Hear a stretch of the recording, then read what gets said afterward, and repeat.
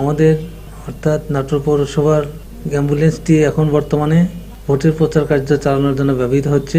এটা জনস্বার্থে করা হচ্ছে বলে আমি মনে করি।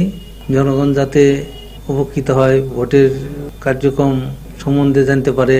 আমাদের যে পৌরসভার অ্যাম্বুলেন্স রয়েছে এটা যখন প্রয়োজন হয় তখন ইউজ করা হয়। তা আমার জানা মতে আমি এখানে আসার পরে আমি কোনো দিন কোনো রোগীদের সেবা কার্যে এই অ্যাম্বুলেন্সটি ব্যবহৃত হচ্ছে বলে আমি দেখতেছি না।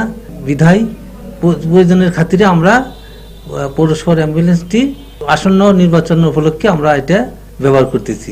আমরা আজকে সকাল থেকে দেখতেছি যে নাটোর পৌরসভার অ্যাম্বুলেন্সটা গণভোটের প্রচারণার কাজে ব্যবহার হচ্ছে।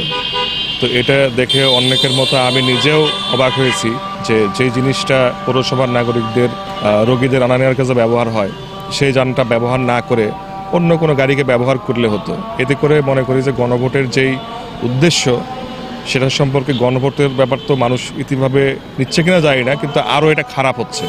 তা আমাদের দাবি থাকবে যে অন্য যে কোনো যানবাহন ব্যবহার করা, কারণ পৌরসভার অ্যাম্বুলেন্স ব্যবহার যে কোনো সময় কাজে লাগতে পারে, রোগীদের প্রয়োজন হতে পারে।